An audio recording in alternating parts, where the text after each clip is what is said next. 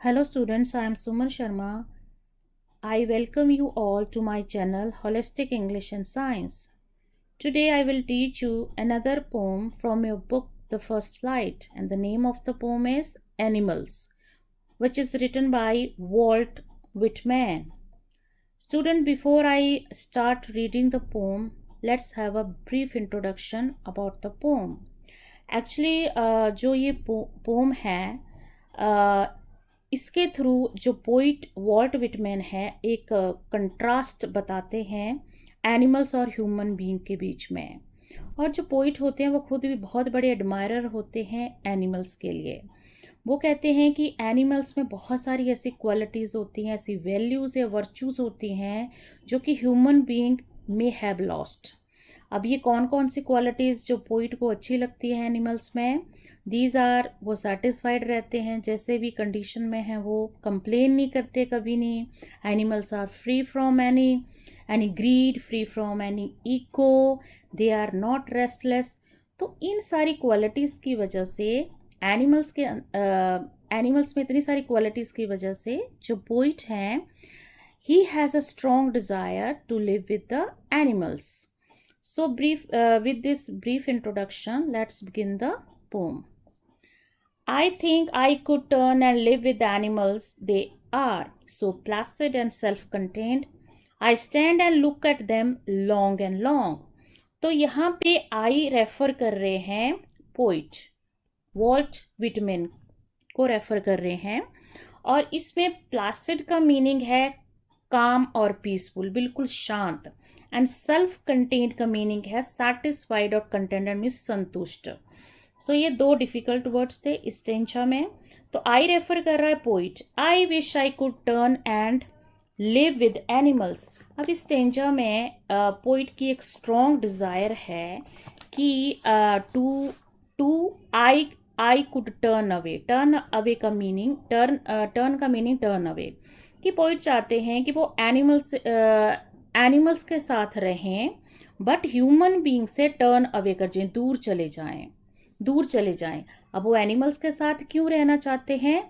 Because the poet feels that they are so placid and self contained. They कौन है? Animals. अब poet feel कर रहे हैं कि एनिमल्स जो हैं वो बहुत ही क्वाइट हैं, उनमें एक काम है वो, और कंटेंटेड है। कंटेंटेड मीन्स यहाँ पे इनडायरेक्टली पोइट कहना चाहते हैं कि जो ह्यूमंस के बीच में रेस्टलेसनेस है, बेचैनी है, उनके अंदर ग्रीड है, डिससेटिस्फेक्शन है। तो I stand and look at them long and long. आगे पोइट कह रहे हैं कि जो एनिमल्स हैं उनकी जो नेचुरल क्वालिटीज़ हैं उनसे इतने ज़्यादा इम्प्रेस्ड हैं, वो इतने ज़्यादा फैसिनेटेड हैं कि I stand and look at them. वो कह रहे हैं कि मैं उनके सामने, एनिमल्स के सामने बहुत लंबे समय तक खड़ा रह सकता हूँ और उनको देख सकता हूँ और उनकी इन क्वालिटीज़ को अप्रिशिएट कर सकता हूँ। इन सारी क्वालिटी जो एनिमल्स के अंदर हैं कौन सी है? Calmness, quietness and contentment. तो इन सारी क्वालिटीज़ को इनडायरेक्टली जो पोइट है वो क्या कह रहा है? उनको अप्रिशिएट कर रहा है, एडमायर कर रहा है। और मतलब इन सारी क्वालिटीज़ की वजह से poet prefers to live with the animals, so he looks at the animals for very long time and he has a strong desire to be with the animals. तो इस पूरे स्टेंजा के अंदर एक डिज़ायर बताई गई है पोइट की, कि पोइट ह्यूमन से दूर जाना चाहता है, एनिमल्स के साथ रहना चाहता है, क्योंकि एनिमल्स में कौन सी क्वालिटीज़ हैं? पीसफुल हैं, वो सेटिस्फाइड हैं।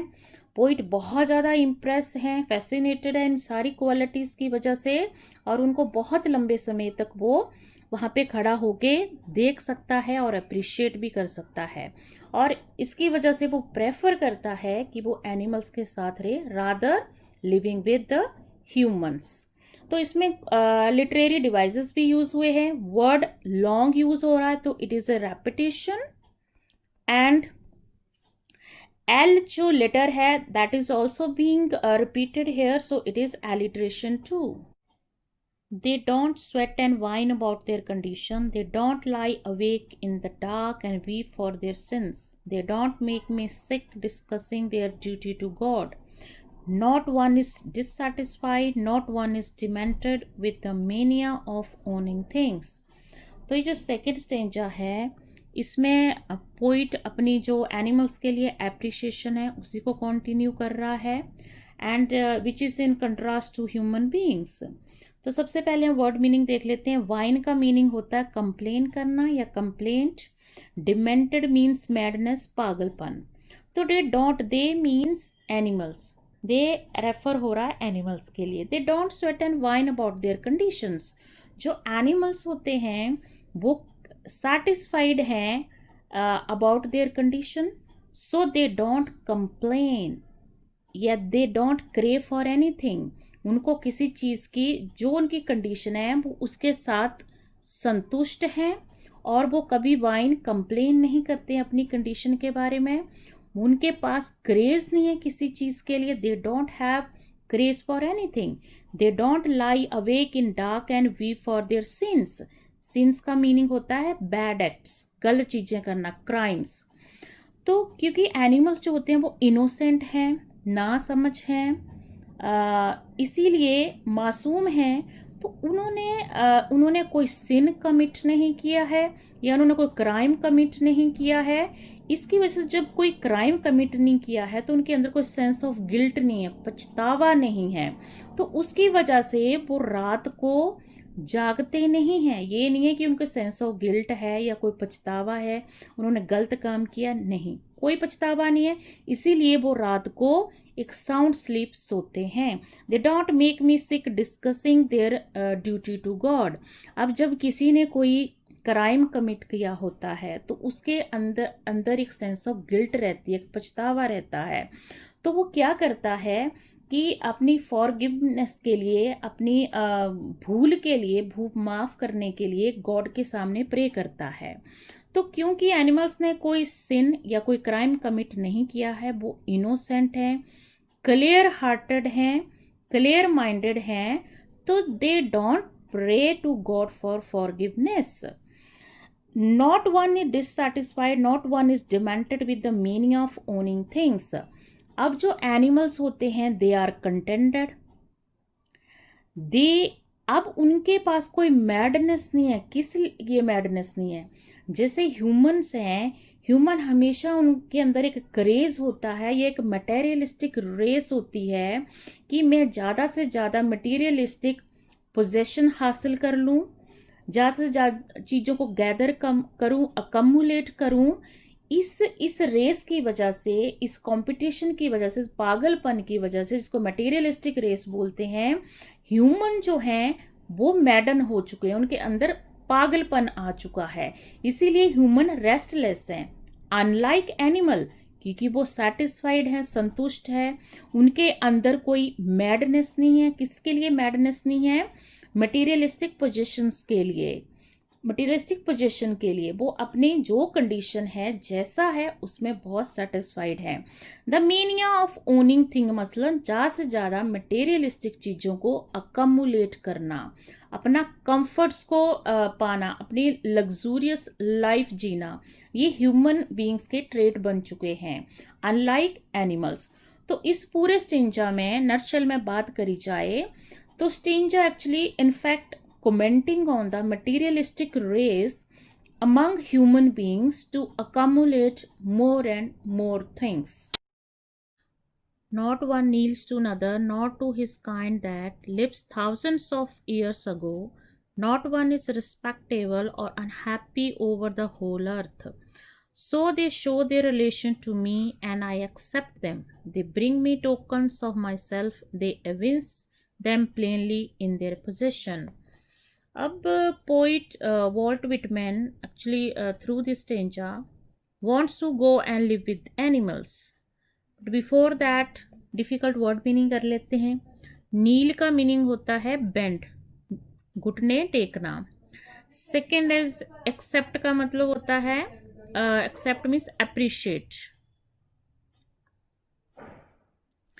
And third is token of my self, which is the human qualities और वर्चूज. इवेंट्स मीन शो और रिवील करना, दिखाना, reveal. So not one kneels to another, nor to his kind that lived thousands of years ago, means सबसे पहले poet क्या कहता है कि he wants to go and live with animals. क्यों? क्योंकि एनिमल्स एक दूसरे के सामने बेंड नहीं होते. बेंड क्यों नहीं होते, झुकते क्यों नहीं हैं? बिकॉज एनिमल्स के अंदर एक सेंस ऑफ इक्वालिटी होती है, इक्वालिटी होती है, समानता होती है. वो they enjoy equal status. Animals के अंदर कोई सुपीरियर नहीं है, कोई इन्फीरियर नहीं है. जब इक्वालिटी है, सेंस ऑफ इक्वालिटी है, इक्वल स्टेटस है, तो किसी के सामने क्यों कोई बेंड करेगा.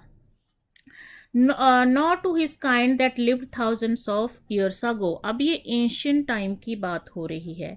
अब एंशियंट टाइम में पोइट कह रहा है कि एनिमल्स वो नहीं करते, किसी के सामने झुकते नहीं हैं, क्योंकि अपने lived thousand of year ago, मतलब जो उनके एंसेस्टर थे या कोई सेंट थे, साधु संत, उनके सामने, अपने पूर्वजों के सामने वो झुकते नहीं हैं, वो नहीं करते, बेंड नहीं करते हैं.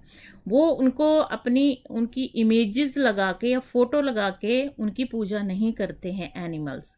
क्योंकि एनिमल्स के बीच में एक डेमोक्रेटिक सेटअप होता है उनकी सोसाइटी में. चाहे एंसेस्टर हैं, चाहे बड़ा है, चाहे छोटा है, चाहे कोई भी एनिमल्स है, सभी को इक्वालिटी मिलती है, समानता मिलती है.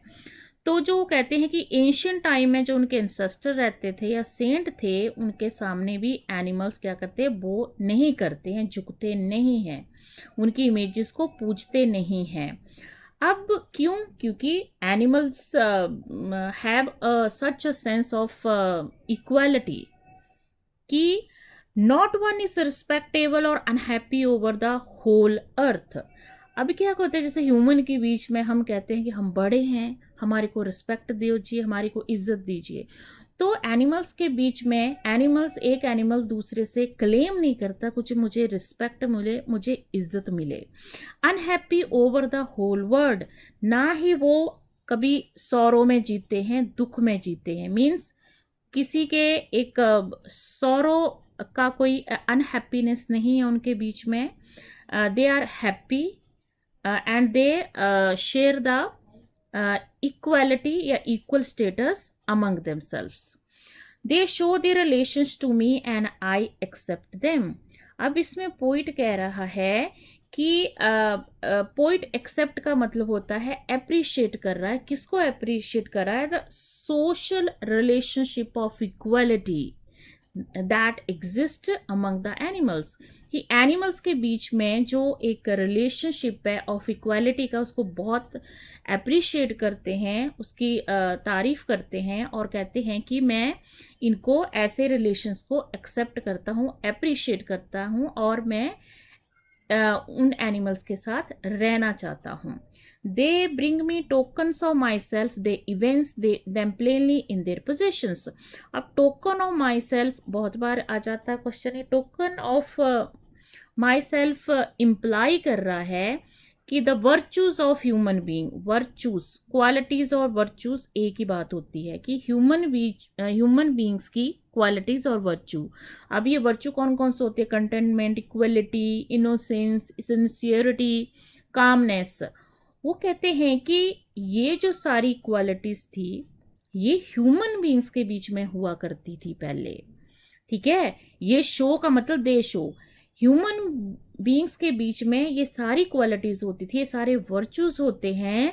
लेकिन ह्यूमन बीइंग इन क्वालिटीज को, इन वर्चूज को अबेडन कर चुका है, भूल चुका है. और ये जो सारी क्वालिटीज जो ह्यूमन ने अबेडन की है, छोड़ी हैं, वो सारे एनिमल्स ने एक्वायर कर ली है. मीन्स कि जो एनिमल्स हैं उन्होंने अपनी उस नेचुरल क्वालिटीज़ को अभी भी प्रिजर्व करके रखा हुआ है और ये क्वालिटी एनिमल्स अभी भी रिवील करते हैं, अपने रिलेशनशिप में शो भी करते हैं इन देयर पोजेशंस. तो इस पूरे स्टेंजा के अंदर कि कहना चाहता है पोइट कि पोइट एक्चुअली अप्रिशिएट कर रहा है the relations of the animals and and poet believes that कि once the qualities which found in animals were human qualities, पहले human की qualities आती थे, but human beings have given up all these virtues, all these qualities, and but animals still preserved these qualities. So इसमें एक literary device भी use हुआ जो tokens of my self, ये कंपैरिजन हो रहा है, लेकिन टोकन ऑफ माई सेल्फ में कंपैरिजन हो रहा है विदाउट यूसेज ऑफ लाइक और एज, तो इसको हम मेटाफर कहेंगे. I wonder where they get those tokens. Did I pass that way huge times ago, negligently drop them. अब इसमें आई वॉन्डर मीन्स पोइट जो है वो वॉन्डर कर रहा है, पोइट हैरान हो रहा है कि टोकन मीन्स ह्यूमन क्वालिटीज या ह्यूमन वर्चूज, कि पोइट बता रहा है कि हाउ कैसे एनिमल्स ने इन ह्यूमन क्वालिटीज को पिकअप किया है, कहाँ से इन्होंने एक्वायर किया है ये ऐसी क्वालिटीज जो कि ह्यूमन बीइंग के लिए एक्सक्लूसिव थी. Did I pass that way human times ago and negligently drop them. अब इस लास्ट लाइन में पोइट आस्क्स अ क्वेश्चन. अब पोइट आस्क क्वेश्चन क्यों पूछ रहे हैं, तो poet actually ask the question in this line as a guess, कि गेस करिए अबाउट द पॉसिबल वे, किस तरीके से या कैसे एनिमल्स ने इन ह्यूमन क्वालिटीज को एक्वायर किया है. तो पोइट कहते हैं कि may be man must have dropped his virtue, उन्होंने ड्रॉप कर दिए, अवेडन कर दिए, एंड ये सारे नेग्लिजेंटली लापरवाही से उन्होंने ड्रॉप कर दिए, छोड़ दिए या खो दिए, और animal must have picked them up. तो इस पूरे क्वेश्चन के साथ ये जो पोम की एक्सप्लेनेशन है ख़त्म हो रही है. तो इसमें सेकेंड लास्ट लाइन में WW letter repeating, so it is an alliteration. तो with this I am over with the poem. I hope कि आपको इस पोम की एक्सप्लेनेशन समझ आ गई हो. स्टिल आपको कोई अगर डाउट है, कोई सजेशन है, तो प्लीज़ कमेंट्स के थ्रू मुझे बताना. And student, if you really like the explanation of this pome, please like, share and subscribe to my channel, which is Holistic English and Science. Thank you student for watching.